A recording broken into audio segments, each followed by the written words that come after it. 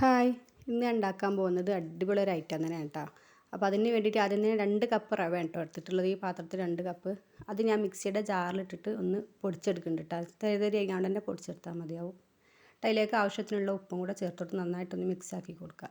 പിന്നെ അതിലേക്ക് ചേർത്ത് കൊടുക്കുന്നത് അതിന് 1 കപ്പ് തൈരാണ് കേട്ടോ. നല്ല കട്ടിയുള്ള തൈര് ഒഴിച്ച് കൊടുക്കുക. എന്നിട്ട് ഇതിലേക്ക് 1 കപ്പ് വെള്ളം കൂടെ ചേർത്ത് കൊടുക്കുന്നുണ്ട് കേട്ടോ. എല്ലാം കൂടെ നന്നായിട്ടൊന്ന് മിക്സ് ആക്കിയിട്ട് കുറച്ച് സമയം റെസ്റ്റ് ചെയ്യാൻ വെക്കാം കേട്ടോ. ഇനി അതിലേക്ക് ഞാനൊരു വലിയ സവാള എടുത്തിട്ടുണ്ട്. കറിവേപ്പിലയും മല്ലിയിലയും പച്ചമുളകുമാണ് കേട്ടോ.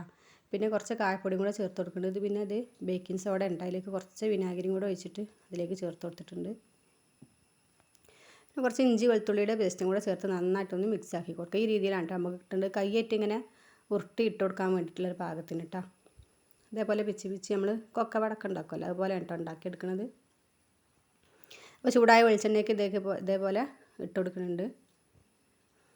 നല്ല അടിപൊളി ടേസ്റ്റാണ് കേട്ടോ ഇത് കഴിക്കാൻ വേണ്ടിയിട്ട്. നമ്മൾ രാവിലെ ബ്രേക്ക്ഫാസ്റ്റ് ആയിട്ടും വൈകിട്ട് ചായയുടെ കൂടെ കഴിക്കാനൊക്കെ നല്ല അടിപൊളിയല്ല മുരിഞ്ഞ ഒരു വടയുടെ കൂട്ടാണ് കേട്ടോ അതിന് ഉണ്ടാക്കിയിട്ടുള്ളത്. നമുക്ക് വട വേണമെങ്കിലും ഉണ്ടാക്കിയെടുക്കാം കേട്ടോ. അതിലേക്കൊരു സമ്മന്തി കൂടെ ഞാൻ തയ്യാറാക്കിയിട്ടുണ്ട് കേട്ടോ. കറിവേപ്പിലയും മല്ലിയിലയും തേങ്ങയും ഉള്ളിയൊക്കെ കൂടെ കൂട്ടിയിട്ട് പച്ചമുളകൊക്കെ കൂട്ടി അരച്ചിട്ട് അതിലേക്കൊന്ന് കടുക് പൊട്ടിച്ചിട്ടിട്ട് അടിപൊളിയായിട്ട് ഒരു ചമ്മന്തി കൂടെ ഉണ്ടാക്കിയിട്ടുണ്ട് കേട്ടോ. അപ്പോൾ ഇന്നത്തെ വീഡിയോ ഇത്രയേ ഉള്ളൂ കേട്ടോ.